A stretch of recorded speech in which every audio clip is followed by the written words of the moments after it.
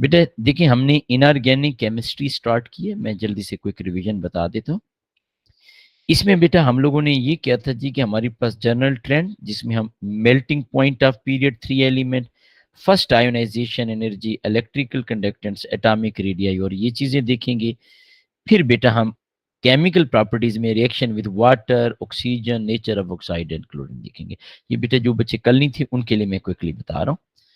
Melting point में हमने ये कहा था कि हमारे पास ये मेटल है, इनका मेल्टिंग पॉइंट इंक्रीज हो रहा है क्योंकि strength of metallic bond increase हो रही है। क्यों इंक्रीज हो रही है? क्योंकि नंबर ऑफ डीलोकलाइज्ड इलेक्ट्रॉन भी इंक्रीज हो रहे हैं।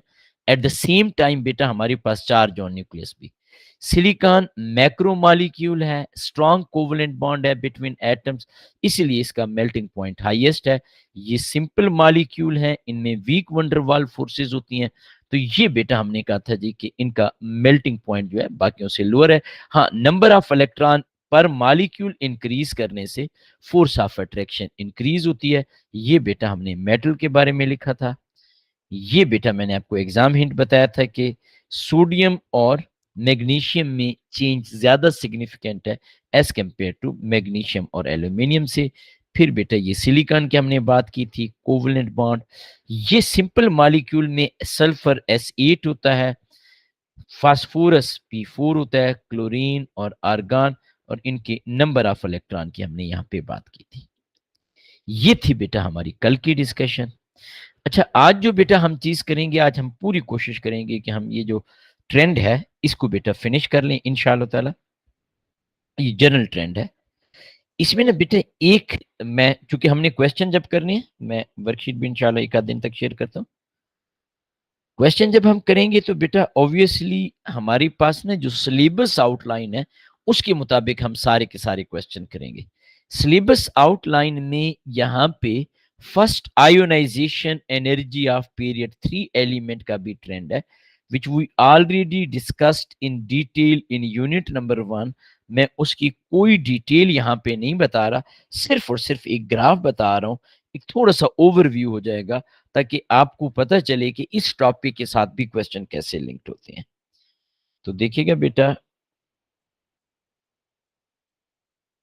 यहां पे बेटा हम लोग लिख रहे हैं फर्स्ट आयोनाइजेशन एनर्जी, इसका यूनिट होता है बेटा किलो जॉल पर मोल। यहां पे बेटा हम लोग लिख रहे हैं प्रोटॉन नंबर। बेटा हमने माशाल्लाह बहुत डिटेल में ionisation energy, factor affecting on ionisation energy and all things detail में डिस्कस की है। हमने सिर्फ पीरियड 3 की यहां पे बात करनी है, सिर्फ पीरियड 3 की। हम सिर्फ एक जनरल से ट्रेंड, ये बेटा आपके पास है सोडियम, प्रोटॉन नंबर 11। ये बेटा आयोनाइजेशन एनर्जी इंक्रीज होगी। क्यों इंक्रीज हुई बेटा? क्योंकि हम ये कह रहे हैं कि हमारे पास प्रोटॉन नंबर इंक्रीज हो रहा है, number of electronic shell same है, तो आयोनाइजेशन एनर्जी इंक्रीज। फिर बेटा स्लाइट डिक्रीज हुई। रीजन क्या है? स्लाइट डिक्रीज क्यों हो रही है? एल में इलेक्ट्रॉन रिमूव हो रहा है 3p1 से, mg में बेटा 2s2 से। ऑब्वियसली 3p1 से इलेक्ट्रॉन रिमूव करना इजियर है। मैं फिर से कह रहा हूं बेटा, ये मैं रिकॉर्डिंग भी साथ साथ में आप लोगों के साथ शेयर कर चुका हूं, अगर किसी के पास नहीं है आप बेशक पुरानी देख सकते हो, आपको आइडिया होगा। ये चीज हमने बहुत डिटेल में बेटा पढ़ी है पहले। इसके बाद बेटा हमारे पास सिलिकॉन है, प्रोटॉन नंबर 14। इसके बाद बेटा हमारे पास फास्फोरस है, प्रोटॉन नंबर 15। अब फास्फोरस के बाद सल्फर में बेटा स्पिन पेयर रिपल्शन होती है, इसलिए सल्फर 16 में ये वैल्यू डिक्रीज हो जाती है। फिर बेटा आपके पास chlorine, proton number 17, proton increase हो रहा है, और आर्गन इस पीरियड में इसकी हाईएस्ट है 18। ये बेटा आई एम श्योर कि आप लोगों को याद आ गया होगा, मैंने फिर भी आपको यहाँ पे बताई। दो एक्सेप्शनल केसेस बेटा हमारे पास थे, एक ये था और एक ये था।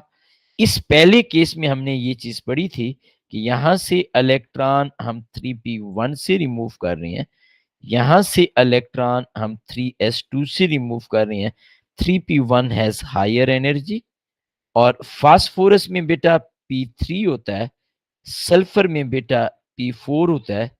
p4 में हमारे पास स्पिन पेयर रिपल्शन होती है, ये पेयर ऑफ इलेक्ट्रॉन है which is repelling each other. तो ये बेटा मैंने आपको क्विकली ये चीजें रिवाइज भी करवा दी। अब बेटा हम यहां पे आ जाते हैं, एक और ट्रेंड हमारे पास वो आ जाता है बेटा हमारे पास आयनिक रेडियस। अच्छा, आयनिक रेडियस जो है, सॉरी, आयनिक रेडियस से पहले मैं थोड़ा सा आपको एटॉमिक रेडियस भी बता देता हूं।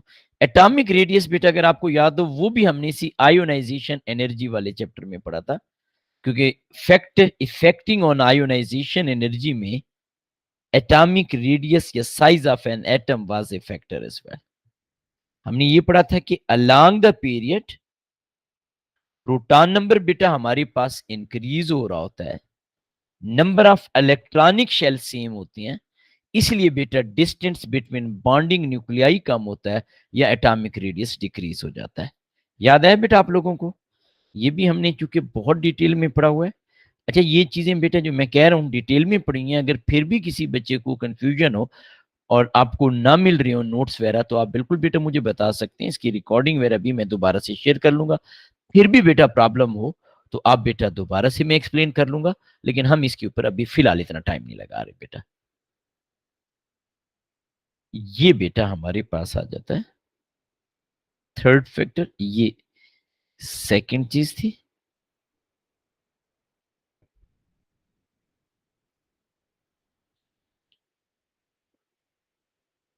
Atomic radius.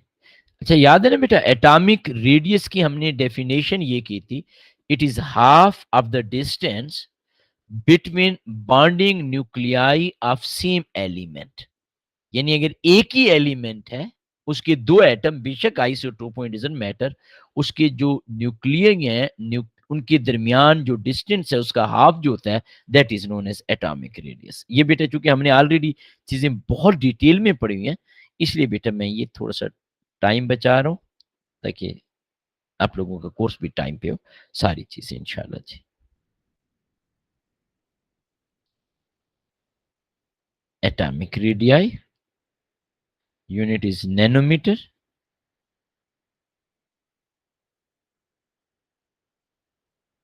यहां पे बेटा हम लोग लिख रहे हैं प्रोटॉन नंबर। क्या हो रहा है बेटा? एटॉमिक रेडियस आपके पास डिक्रीज हो रहा है। अच्छा, ये भी बेटा मैंने आपको बहुत डिटेल में बताया था कि मेटल के केस में ये डिक्रीज ज्यादा सिग्निफिकेंट होता है। रीजन ये होती है कि मेटल में आपके पास नंबर ऑफ डीलोकलाइज्ड इलेक्ट्रॉन भी इंक्रीज हो रहे हैं, प्रोटॉन नंबर भी इंक्रीज हो रहा है, तो ये डिक्रीज हमारे पास काफी सिग्निफिकेंट होता है। नॉन मेटल में थोड़ा सा इस तरीके से हम टिल्टेड कर लेते हैं। Silicon proton number 14, phosphorus 15, sulphur बेटा आपके पास 16 एंड क्लोरीन 70। नोबल गैसेस को नॉर्मली हम नहीं लिखते। आपके पास एमसीक्यूज में भी ऐसे क्वेश्चन है जहां पे एग्जामिनर कहता है which of the following element of period 3 has the smallest atomic radius, या एक बॉन्डिंग से रिलेटेड क्वेश्चन था, एग्जामिनर कहता है element x is belongs to period 3, it has the smallest atomic radius। तो आपको पता होना चाहिए हम हैलोजन को कंसिडर करते हैं इंस्टेड ऑफ नोबल गैसेस। क्यों? हमारी जो डेफिनेशन है, as per definition atomic radius is half of the distance between bonding nuclei of the same element of the element। तो इससे मुराद है कि एक एलिमेंट के दो न्यूक्लियाई के हाफ डिस्टेंस है जो केमिकली बॉन्डेड है। तो नोबल गैसेस दूसरी नोबल गैस के साथ एज सच केमिकल बॉन्ड नहीं बनाता, वीक वंडरवाल फोर्सेस होती हैं जो कि बहुत वीक होती हैं, हम उससे डिस्कस ही नहीं करते।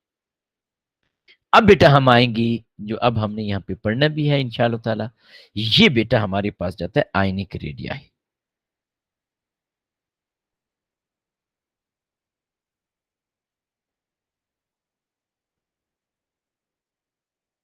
Ionic radii. अब बेटा आयन हमारे पास दो तरह से होती हैं, कैटाइन एंड एनाइन। इसलिए बेटा हम कैटाइन के रेडियस को कहेंगे कैटाइनिक रेडियस और एनाइन के लिए हम लिखेंगे एनाइनिक रेडियस। अब याद रखें, हम हर एक केस में ये देखेंगे कि ट्रेंड इसका क्या है, कैटाइन का साइज नॉर्मल एटम से कम है या ज्यादा है, रीजन क्या है बेटा आपके पास, ये चीजें बेटा हमने यहाँ पे डिस्कस करनी है। हम पहले नंबर पे बेटा यहाँ पे कर लेते हैं, let's say cationic radius.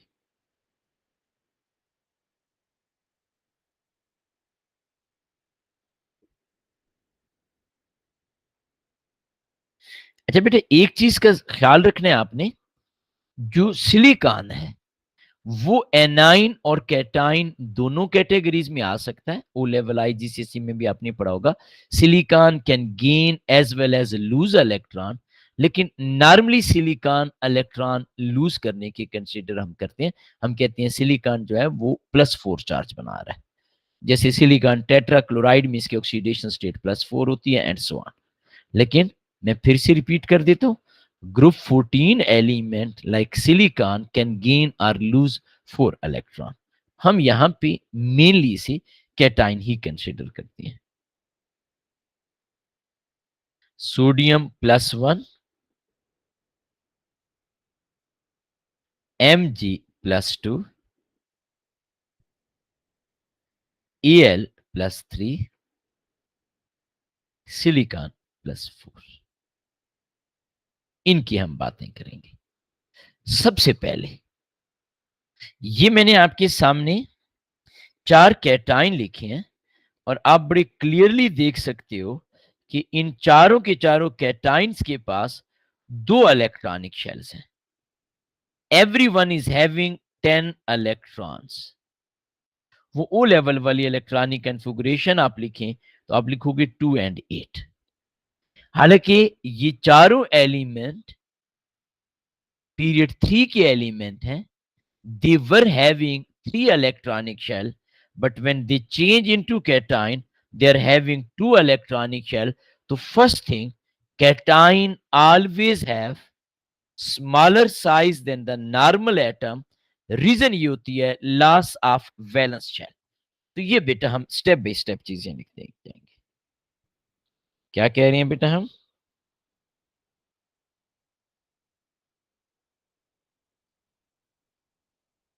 Size of cation is smaller than size of neutral atom. Reason बेटा हमारे पास क्या होती है,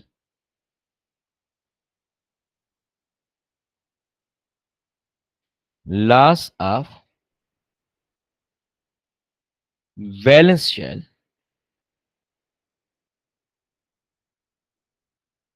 टू फॉर्म कैटाइन। अच्छा बेटा याद रखिएगा एक चीज मैं बड़ी क्लियरली बता दूं, ये जो लॉस ऑफ वैलेंस शेल मैंने आपको कहा है वो इस केस में इस कैटेगरी की बेटा हम बात कर रहे हैं। इस इन सारों में लॉस ऑफ वैलेंस शेल है। वैसे it's not compulsory every cation is form by loss of valence shell. Cation के केस में सिर्फ और सिर्फ इलेक्ट्रॉन का लॉस भी हो सकता है, शेल हमारे पास चेंज ना हो। जैसे फॉर एग्जांपल Mg के वैलेंस शेल में 2 इलेक्ट्रॉन है and it can be Mg+1 as well. तो in that case force of attraction between nucleus and valence electron increase और हम कहते हैं कि साइज जो है वो डिक्रीज हो जाता है। ये जो हमने लिखा है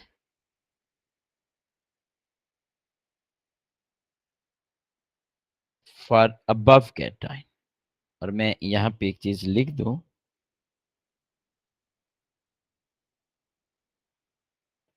cation is formed by loss of electrons। सो जी बेटा, जी जी अब्दुल्ला, जी बेटा बिल्कुल जी, atom change into cation. So force of attraction between nucleus and valence electrons. अब जो रिमेनिंग वैलेंस होंगे ऑब्वियसली वो जब चला गया, शेल भी इवन चला जाए या जो भी आपके पास एक इलेक्ट्रॉन चला जाए, it doesn't matter, between valence electron increase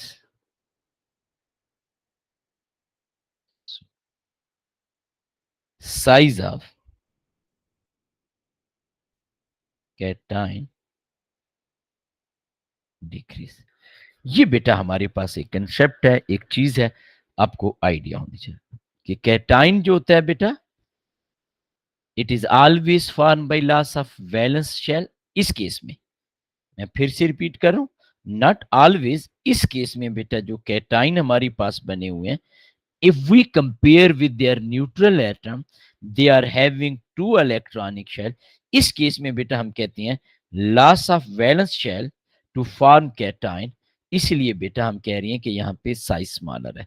वैसे बेटा आपके पास क्या होता है, लॉस ऑफ इलेक्ट्रॉन होता है, force of attraction between nucleus and remaining electron increase होती है, और ये बेटा आपके पास डिक्रीज हो रहा है जी। अब बेटा अगर हम इन चारों को देखें, क्योंकि सिलिकॉन को भी हम कंसिडर कर रहे हैं यहाँ पे कैटाइन, इन चारों में अगर आप गौर से देखें, they all are isoelectronic. क्या कहा है बेटा मैंने, आइसो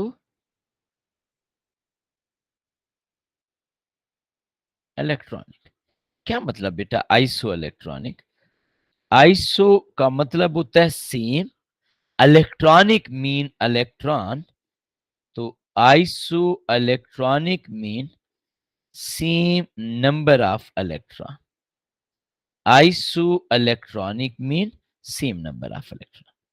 अब बेटा ये चारों कैटाइन आइसो इलेक्ट्रॉनिक है, लेकिन यहां पे प्रोटॉन नंबर 11 है, यहां पे प्रोटॉन नंबर 12 है, यहां पे प्रोटॉन नंबर 13, यहां पे proton number 14।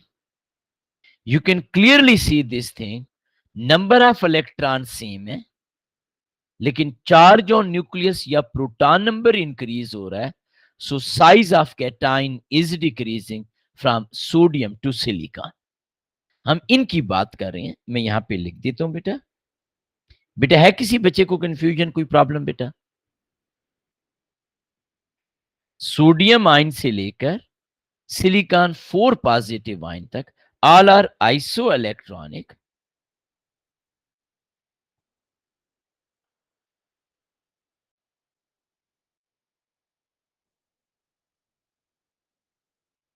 size of cation, or you can write cationic radius from sodium +1 to silicon 4 positive is decreasing। क्यों डिक्रीज हो रहा है बेटा हमारे पास, हम यहाँ पे रीजन भी लिख देते हैं। हमारे पास सोडियम +1 टू सिलिकॉन 4 पॉजिटिव और iso electronic, iso electronic mean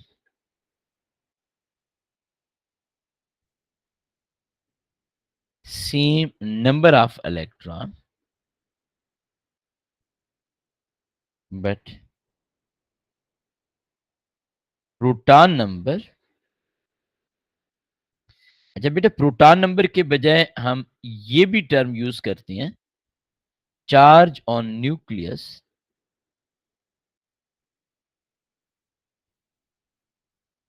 is increasing, so force of attraction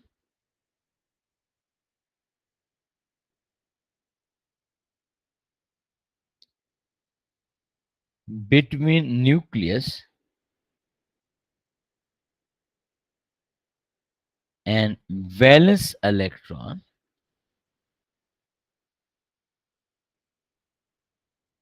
increase.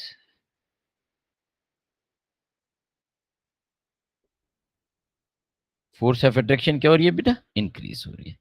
तो ये बेटा हमने यहाँ पे कैटाइन की डिस्कशन की। मेरा नहीं ख्याल कि कोई ऐसा मुश्किल मैंने बात की, बड़ी स्ट्रेट फॉरवर्ड हमने यहाँ पे इंफॉर्मेशन लिखी है बेटा कोई कंफ्यूजन, कोई प्रॉब्लम बेटा किसी बच्चे को?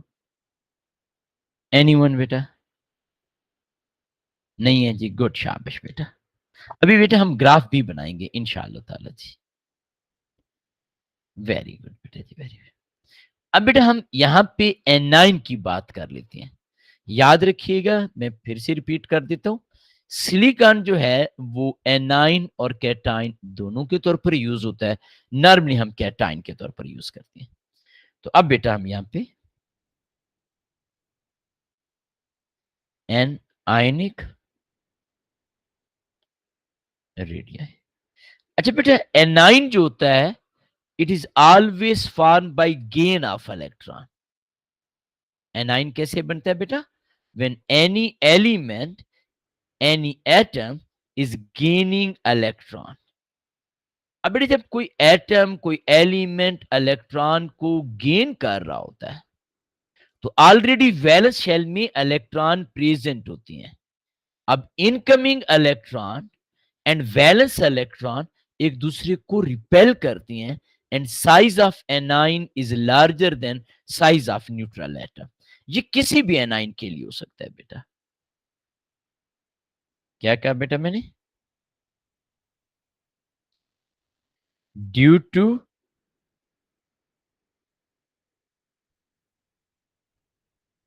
repulsion between valence electrons and incoming electron। अब देखो रिपल्शन जो होती है ये एंडोथर्मिक होती है, ये फोर्स ऑफ अट्रैक्शन एक्सोथर्मिक होती है। फोर्स ऑफ अट्रैक्शन जब इंक्रीज हो रही होती है आपके पास तो एनर्जी डिक्रीज हो रही होती है और इलेक्ट्रॉन और न्यूक्लियस के दरमियान डिस्टेंस कम हो रहा होता है। यहां पे ऑलरेडी इलेक्ट्रॉन इलेक्ट्रॉन को रिपेल कर रहा है, एनर्जी इंक्रीज कर रहा है, न्यूक्लियस से इलेक्ट्रॉन दूर जाएगा। तो हम क्या कह रहे हैं? Due to repulsion between valence electron and incoming electron,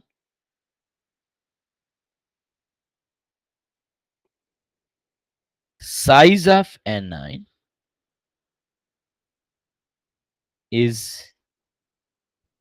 larger than size of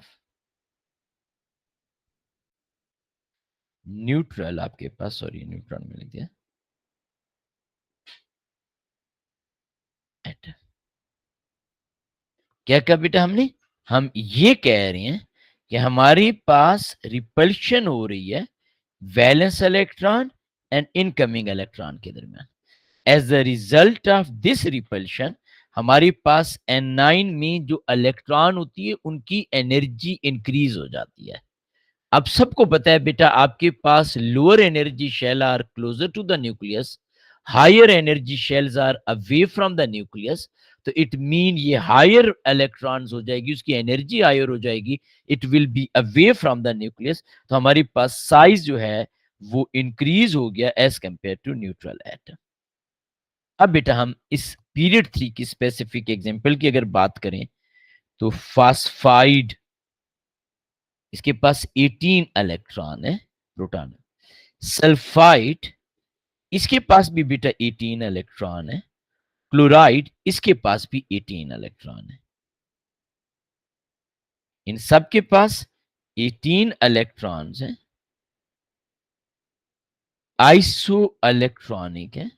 लेकिन अगर आप और से देखें बेटा तो यहां पे प्रोटॉन नंबर 15, 16 एंड 17, तो इसका मतलब है जब हम फास्फाइड से क्लोराइड की तरफ जाएंगे तो size of A9 will decrease बेटा आपके पास, क्योंकि force of attraction between nucleus and valence electron increase हो जाएगी। इन 3 की हम बात कर रहे हैं, इस कंपैरिजन की हम बात कर रहे हैं। We are not talking about with the neutral atom. तो यहां पे हम लिखेंगे size of N9 decrease from phosphide to chloride. क्यों बेटा? हम यहां पे लिखते हैं number of electrons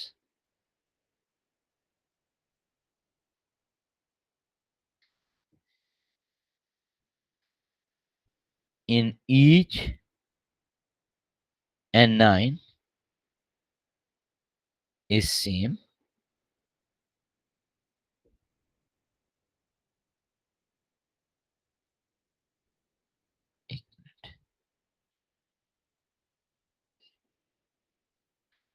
proton number, या आप यहां पे लिख सकते हो charge on nucleus is increasing, so size of N9 decreasing। यहां तक है बेटा? कोई कंफ्यूजन, कोई प्रॉब्लम? देखो बेटा, हमने एनाइनिक रेडियाई में दो चीजें मेन फोकस की हैं, दो मेन पॉइंट पढ़े हैं। पहला पॉइंट ये पढ़ा है कि size of anion is larger than size of neutral atom. Reason बेटा हम यहां पे ये कह रहे हैं कि इनकमिंग इलेक्ट्रॉन और वैलेंस इलेक्ट्रॉन में रिपल्शन होती है। हमें कोई फर्दर ये बताने की जरूरत नहीं है कि रिपल्शन एंडोथर्मिक है, एनर्जी इंक्रीज होती है, electron will be away from the nucleus. वो आपको अंडरस्टैंडिंग के लिए मैंने बताया। फिर बेटा हमने दूसरे नंबर पे ये कहा कि ये जो हमारे पास एनाइन है, they all are isoelectronic, they are having same electronic configuration. लेकिन जब बेटा हम यहां से मूव करते हैं फास्फाइड से क्लोराइड की तरफ, इलेक्ट्रॉन तो अनचेंज है लेकिन प्रोटॉन इंक्रीज हो रहा है बेटा, तो इसलिए फोर्स ऑफ अट्रैक्शन इंक्रीज हो रही है, इसका साइज डिक्रीज हो रहा है। अब बेटा हम एक ही ग्राफ में इसे रिप्रेजेंट करेंगे। तो कैसे बेटा हम रिप्रेजेंट करेंगे? यहां पे हम बेटा बना लेते हैं।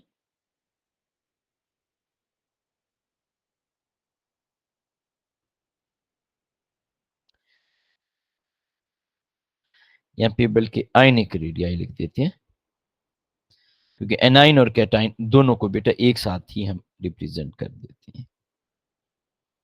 Ionic radii unit nanometre.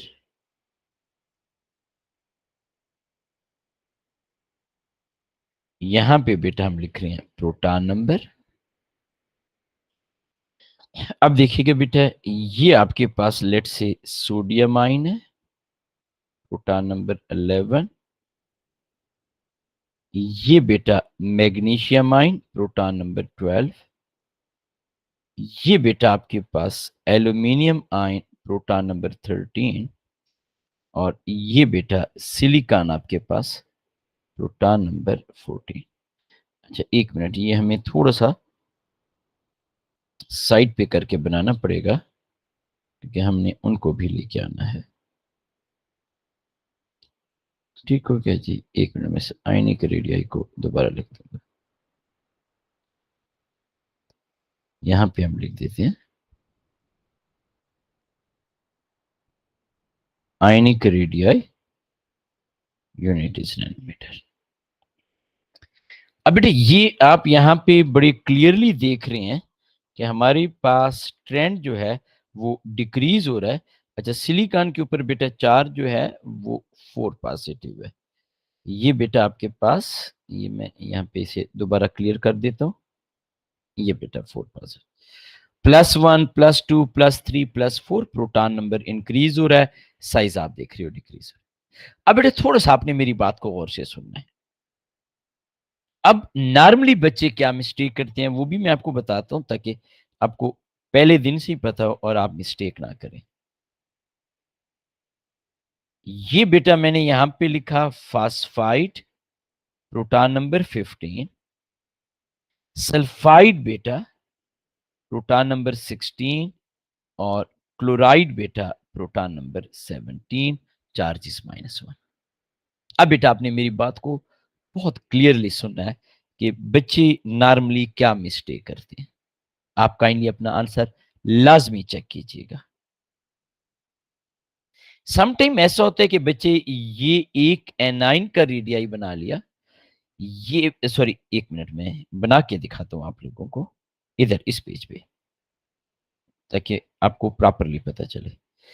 ये बेटे उन्होंने कैटाइन का रेडियाई बना लिया, लेट से ये सोडियम आयन है, मैग्नीशियम आयन है, एल्यूमिनियम, और यहां पे बच्चे ये समझते हैं पैरेलल लाइन है, यहां पे बेटा उन्होंने एनाइन का बना लिया, लेट से फास्फाइड है, सल्फाइड है एंड क्लोराइड है। अब उन्होंने ना एक्सिस को इग्नोर कर दिया।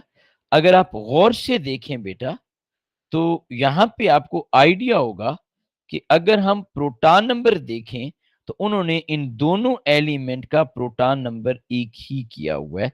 ऐसा नहीं होता बेटा, यानी आपको पता होना चाहिए इसका प्रोटॉन नंबर 15 है, यहां पे बेटा एल का प्रोटॉन नंबर 13 है, तो इसका मतलब है कि इस सिलिकॉन प्रोटॉन नंबर 14 और इसमें गैप होना चाहिए। यानी अगर ये यूं आ रहा है, ये प्रोटॉन नंबर 14 है, तो 15 यहां से स्टार्ट होगा, क्योंकि आपके पास एक्स एक्सिस के ऊपर ये 11, ये 12, 13, 14, 15, 16, 17 एंड सो ऑन। ये बेटा एक one of the most common mistake बच्चे करते हैं। अगर आप में से भी किसी ने की है तो बेटा बता दे, नहीं की it's okay fine no problem. Second mistake क्या करते हैं बेटा, आपको मिस्टेक ही समझ आई मैंने बताया जो आप लोगों को। बच्चे ये समझते हैं कि ये बेटा आपके पास कैटाइन का रेडियस, ये एनाइन का radius, both are decreasing. They ignore this thing कि हमने यहां पे इस एक्सिस के ऊपर प्रोटॉन नंबर लिखा हुआ है, वो सम टाइम इन दोनों लाइंस का प्रोटॉन नंबर एक ही कर देते हैं। सेकंड मिस्टेक बेटा मैं आपको बताता हूं। बेटा पहली मिस्टेक किस किस ने की है? अगर किसी ने नहीं की तो अच्छी चीजें की है बेटा, तब भी कोई टेंशन वाली बात नहीं है। किसी ने की तो नहीं है बेटा फर्स्ट मिस्टेक? नहीं की, चलें गुड, शाबाश, वेरी गुड बेटा, एक्सीलेंट बेटा जी, माशाल्लाह।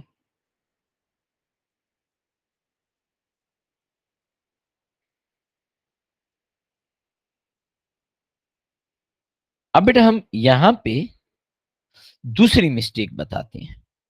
ये मैं इसलिए बता रहा हूं कि आपने फाइनल एग्जाम में इसकी लाजमी केयर करनी है। ये बच्चे ने बना लिया, ये मैं रफ बना रहा हूं ना, आपको पता है ना, ये इस तरीके से जी, ये उसने बना लिया सोडियम आयन,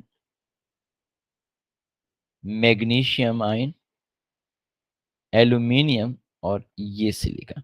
अब बेटा बच्चे ने केयर की कि प्रोटॉन नंबर जो है उसकी हमने केयर की, हमने इसको ये किया कि हमने कहा जी कि हमारे पास प्रोटॉन नंबर जो है वो डिफरेंट होना चाहिए, यहाँ पे उसने केयर की। ये यहाँ पे आ रहा है तो उसने यहाँ पे स्टार्ट किया।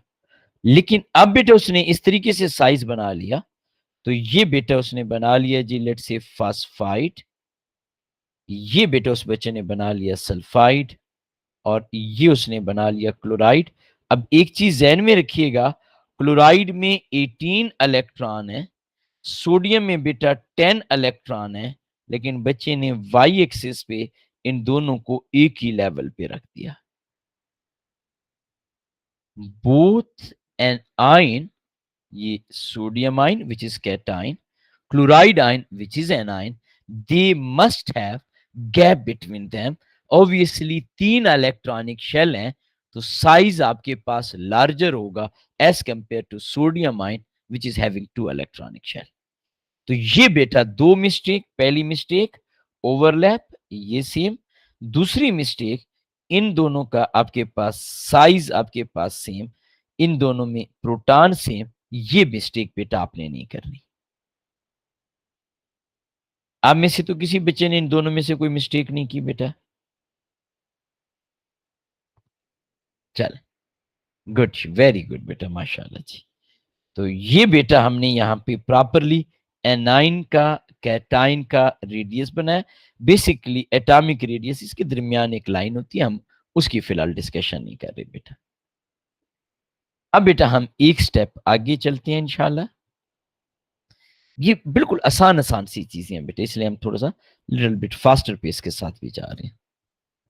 इसके बाद बेटा हमारे पास आ जाती है conductivity. Basically, when we are talking about conductivity in chemistry, we are talking about electrical conductance beta.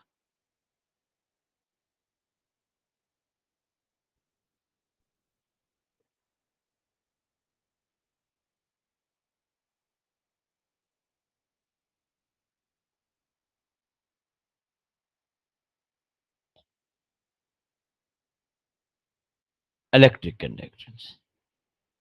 अब बेटा सिचुएशन क्या है इलेक्ट्रिक कंडक्टेंस के बारे में।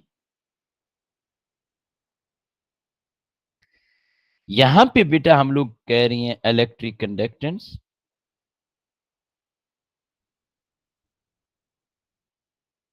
हमें ऐसे केमिस्ट्री के अंदर इसके यूनिट की जरूरत नहीं है। यहां पे बेटा हम लोग लिख रहे हैं प्रोटॉन नंबर। अब देखिए बेटा पहले नंबर पे जो मेटल्स हैं, सोडियम है, मैग्नीशियम है, एल्यूमिनियम है, they are good conductor of electricity and their conductance is increasing as well.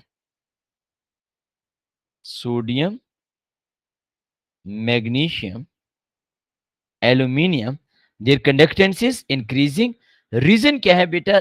They contain free mobile electrons, delocalized electron which carries the charge और वो easily move करते हैं। तो ये बेटा हमारे पास है कंडक्ट। अब बेटा इसके बाद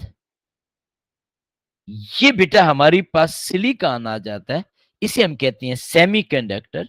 और इसके बाद बेटा हमारे पास फास्फोरस। अच्छा आप इन्हें एक ही लेवल पे भी बना सकते हैं, स्लाइटली डिक्रीज कर सकते हैं। फास्फोरस के बाद सल्फर, क्लोरीन एंड आर्गन, ये बेटा पुअर कंडक्टर है। ये first area,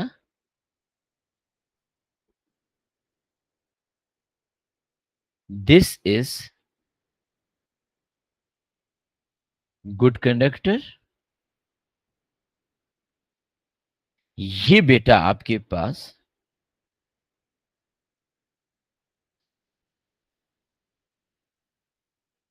semiconductor and this area is poor conductor, bad conductor आप कह सकते हो। मेटल्स क्यों गुड कंडक्टर है आप सबको पता है जी।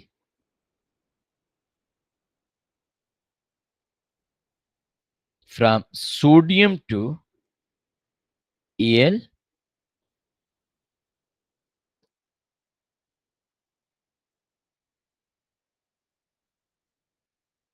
conductance increase due to increase in number of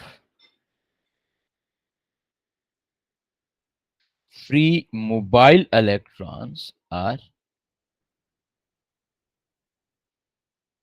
delocalized electrons। और मेटल की कंडक्टेंस की रीजन भी यही होती है, जितनी भी मेटल्स होती हैं आपके पास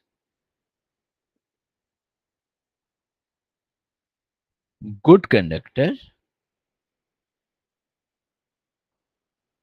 due to free mobile electrons, delocalized electrons. I am sure कि इसमें कोई सच कंफ्यूजन वाली बात नहीं होगी, कोई प्रॉब्लम नहीं होगा। फिर भी बेटा अगर कोई डाउट है, कोई चीज है, you can ask the question. अभी बेटा हम लोग फिर उसकी तरफ चलेंगे बेटा।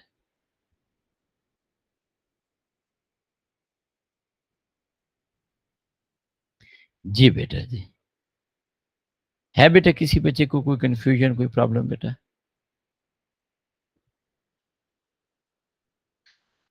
नहीं है, गुड, शाबाश बेटा। अब बेटा हम आ जाते हैं केमिकल ट्रेंड की तरफ। ये बेटा आपने प्रॉपरली नोट कर लिया एवरीवन। अब हम यहां पे आ जाते हैं बेटा, केमिकल ट्रेंड क्या होता है जी। केमिकल ट्रेंड में तीन चीजों पे बेटा हमने फोकस करना है। Number one, reaction with water, जो इंशाल्लाह भी हम करेंगे। फिर बेटा हम करेंगे reaction with oxygen and nature of oxide. फिर बेटा हम डिस्कस करेंगे reaction with chlorine and nature of chloride. याद रखिएगा, नेचर की जब हम बात कर रही होती हैं, नेचर ऑफ ऑक्साइड, उसमें बेटा बॉन्डिंग की भी हम बात करेंगे कि आयनिक बॉन्ड है, कोवलेंट बॉन्ड है, और हम नेचर से मुराद एसिडिक, बेसिक और एम्फोटेरिक नेचर की भी बात करेंगे। तो सारी चीजें डिस्कस करेंगे, लेकिन उससे पहले बेटा जो सबसे सिंपलेस्ट है, reaction with water.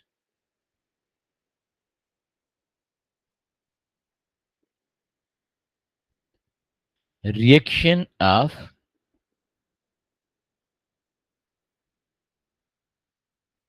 period 3 elements with H2. Reaction of period 3 element with H2O. Only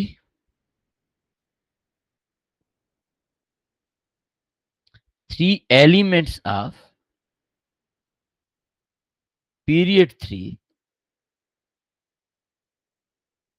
react with water. अब बेटा ये बिल्कुल छोटी छोटी इंफॉर्मेशन होती हैं, लेकिन इनको भी बेटा आपने याद रखना है, इनको भी बेटा आपने मेमोराइज करना है। सिर्फ और सिर्फ तीन एलिमेंट हैं पीरियड 3 के जो वाटर के साथ रिएक्ट करती हैं, H2O के साथ बेसिकली।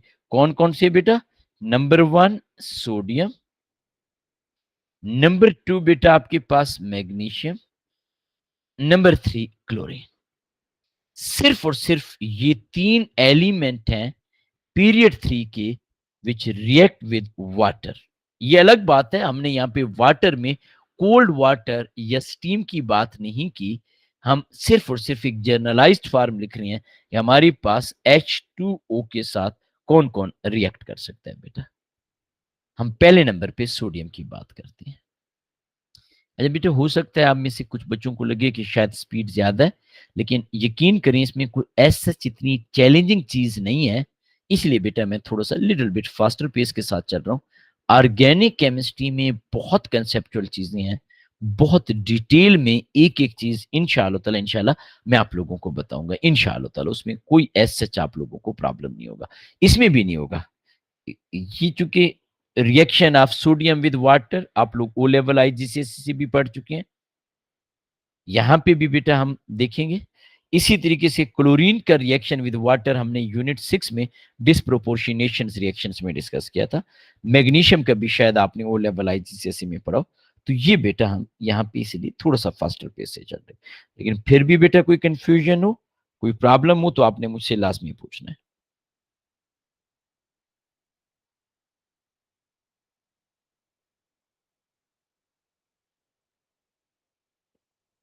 ये बेटा हमारे पास वाटर है,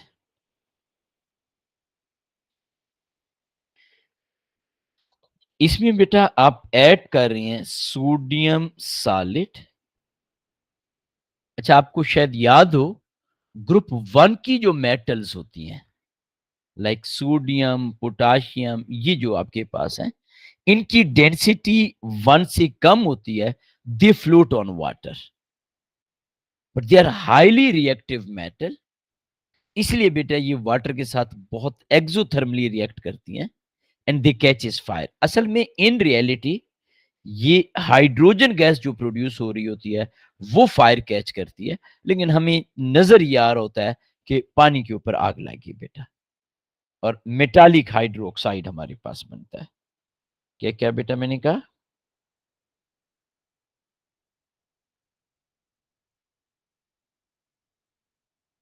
ऑब्जर्वेशंस,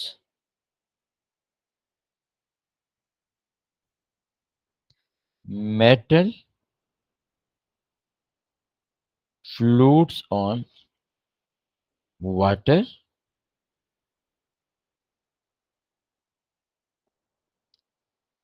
कैचेस फायर, यानी आप कह सकते हो हाईली एक्सोथर्मिक रिएक्शन होता है।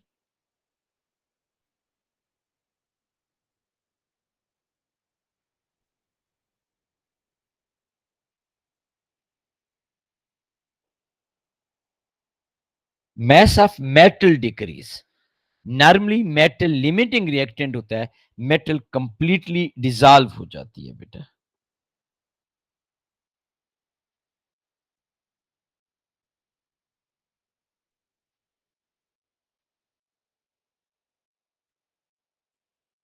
मैस ऑफ मेटल क्या हो गया बेटा? डिक्रीज हो गया। क्या कहा बेटा मैंने? नॉर्मली हमारे पास मेटल जो होती है बेटा, लिमिटिंग रिएक्टेंट होती है, तो ये कंप्लीटली डिसॉल्व हो जाती है। तो एनी बेटा, ये हमें ऑब्जर्व हम कर रहे हैं, हमें ये नजर आ रहा होता है बेटा। अब बेटा मैं यहां पे कुछ और लिखूंगा और फिर आपको कुछ चीजें बताऊंगा। ये देखिएगा बेटा, ये सोडियम सॉलिड H2O लिक्विड। अच्छा वैसे बबल ऑफ गैस भी बनते हैं, हाइड्रोजन गैस भी बनेगी, लेकिन चूंकि ये सरफेस के ऊपर होता है बेटा, तो लिहाजा बहुत फास्टर पेस से हो रहा होता है हमारे पास। ये बेटा आपके पास रिएक्ट करेगा, प्रोडक्ट बनता है बेटा sodium hydro oxide aqueous plus बेटा आपके पास half mole of hydrogen gas. Sodium की ऑक्सीडेशन स्टेट यहां पे 0, यहां पे +1, हाइड्रोजन की यहां पे ऑक्सीडेशन स्टेट +1, यहां पे 0। ये बेटा हम कह सकते हैं कि हमारे पास रिडॉक्स रिएक्शन हुआ है।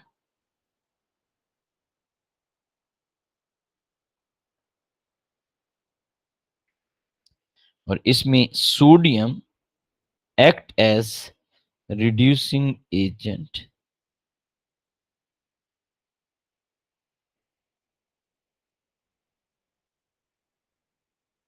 Sodium as reducing agent. एक मिनट में इस रिड्यूसिंग एजेंट को दूसरे पेज पे लिख देता हूं।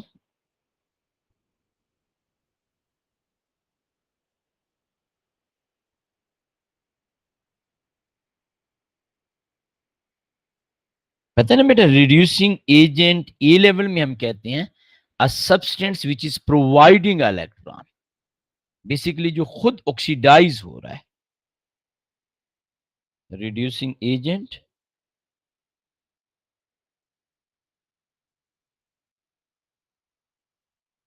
Providing electrons to H positive ion, उसे रिड्यूस कर रहा है H पॉजिटिव आयन को। अच्छा बेटा एक चीज और बेटा मैं आपको बता दूं, ये हमारे पास जो सोल्यूशन बनेगा that will be strong alkaline in nature,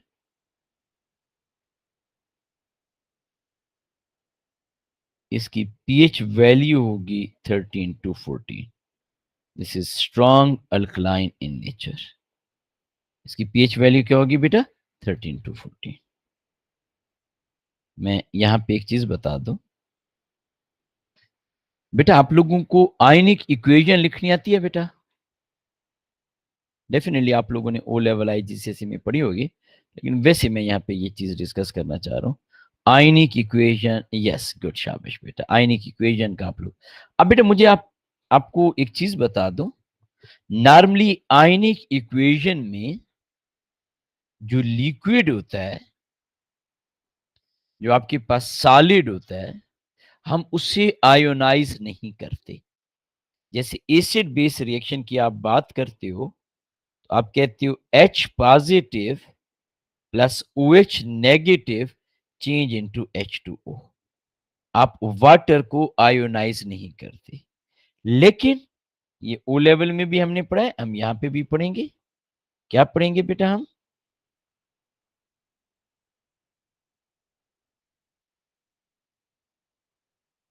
if H2O act as reactant, then for ionic equation,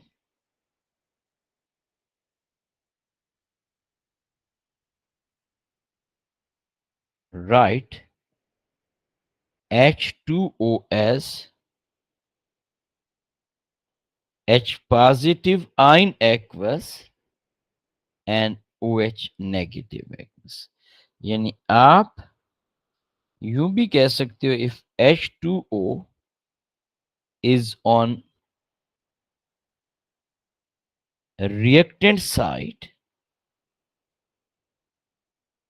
ionize H2O into H positive OH negative. ये बेटा आपने ओ लेवल आईजीसीएसई में भी शायद पढ़ा हो। अगर हमारे पास वाटर जो है वो रिएक्टेंट साइड पे प्रेजेंट है, तो फिर बेटा हम वाटर को आयोनाइज करवा सकते हैं। हम वाटर को as H positive ion OH negative ion के तौर पर लिख सकते हैं बेटा। कब बेटा?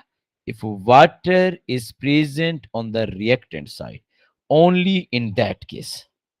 तो अब बेटा यहां पे हमारी इक्वेशन ये थी, sodium solid plus H2O liquid, it is changing into sodium hydroxide aqueous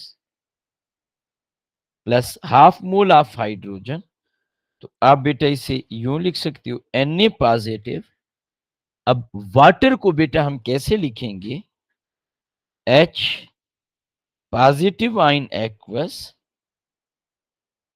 plus OH negative aqueous.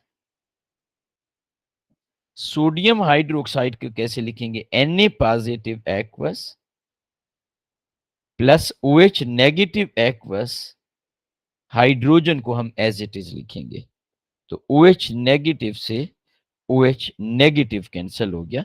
आपकी रिमेनिंग इक्वेशन आ गई, sodium solid plus H positive ion aqueous, it is changing into sodium ion aqueous plus hydrogen gas. अब बेटा है कोई confusion, कोई problem बेटा किसी बच्चे को?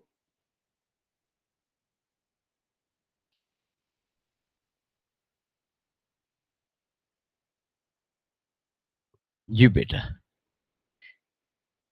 याद है बेटा आप लोगों को? जी, ये सोडियम के reaction metal and reactivity series में आपने पढ़ा होगा।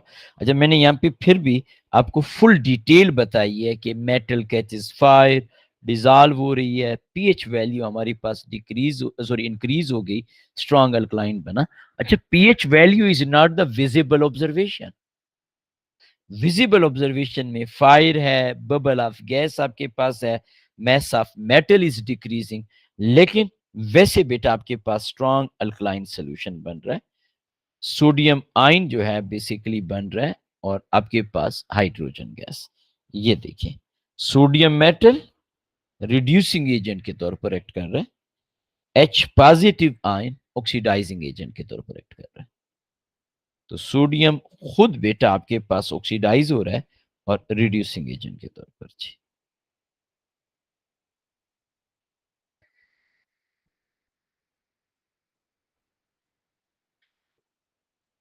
अब बेटा हम यहाँ पे मैग्नीशियम की बात कर लेते हैं। क्लोरीन का हमने ऑलरेडी रिएक्शन पढ़ा है, मैं सिर्फ और सिर्फ क्लोरीन की इक्वेशन बता दूंगा।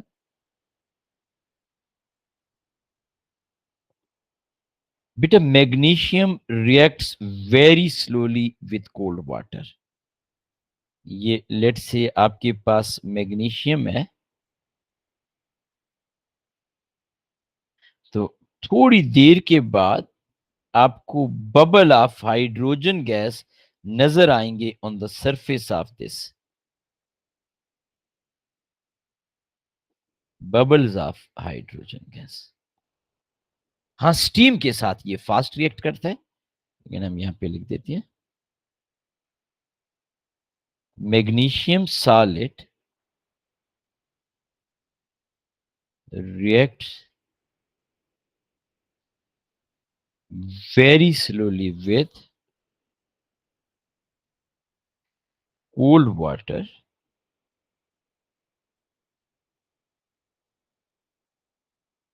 bubbles of hydrogen gas form on surface of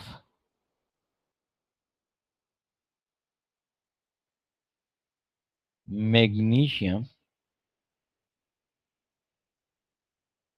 after some time, not at once, after some time बेटा। ये बेटा हमारे पास मैग्नीशियम सॉलिड है, स्लो रिएक्ट कर रहा है बेटा आपके पास। बैलेंस के लिए हम यूं भी लिख सकते हैं, ये बेटा हमारे पास magnesium hydro oxide aqueous plus hydrogen gas बन रही है। इस केस में बेटा जो हमारे पास पीएच वैल्यू होती है वो बहुत ही लो होती है, क्योंकि ये पार्शली सॉल्युबल है। तो 9 टू 10, कुछ मार्किंग स्कीम में 11 तक भी है, लेकिन वो बेसिकली कैल्शियम हाइड्रोक्साइड की होती है। तो 9 से 10 के दरमियान इसका होता है बेटा।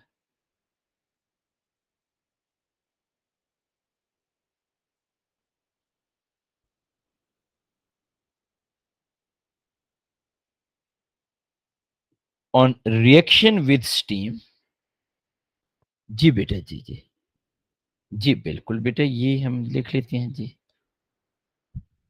अब है बेटा कोई कंफ्यूजन अब्दुल्ला बेटा? ये असल में ना मेटल एंड रिएक्टिविटी सीरीज में आपने शायद ये चीजें पढ़ी हो, लेकिन फिर भी मैं यहाँ पे बता रहा हूं ताकि कोई कंफ्यूजन, कोई डाउट ना हो बेटा। चलें, good. On reaction with steam,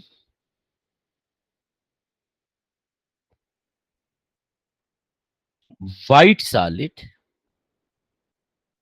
magnesium oxide form कैसी होते हैं बेटा हमारे पास? मैग्नीशियम सॉलिड रिएक्ट स्टीम है, सॉरी,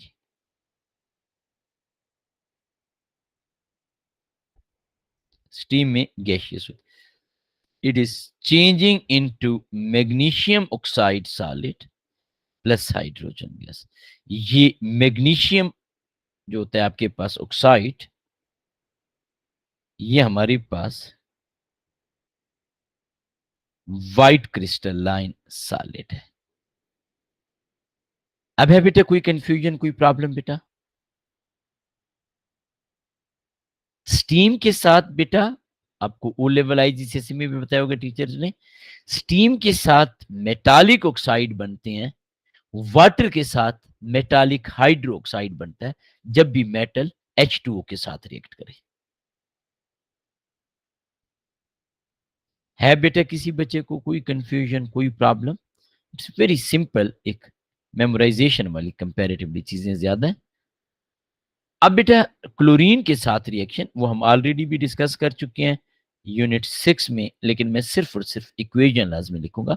यूनिट 6 में मैं आपको बहुत डिटेल में बता चुका हूं कि HClO ब्लीच के तौर पर कैसे यूज होता है and all other thing.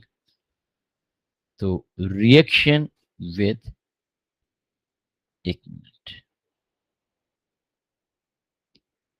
Reaction of chlorine with H2O, ये बेटा डिस्प्रोपोर्शनेशन रिएक्शन आप देखिएगा, ये हम ऑलरेडी डिस्कस कर चुकी हैं। क्लोरीन जब H2O के साथ रिएक्ट करता है, H2 लिक्विड के साथ, तो hydrochloric acid aqueous plus HClO aqueous बनाता है। इसको बेटा हम कहते हैं हाइड्रोजन क्लोरेट 1।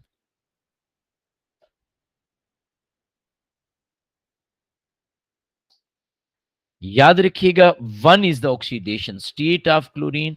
ये बेटा हमारे पास इसकी ऑक्सीडेशन स्टेट +1 है। इसको क्या कहते हैं बेटा हम?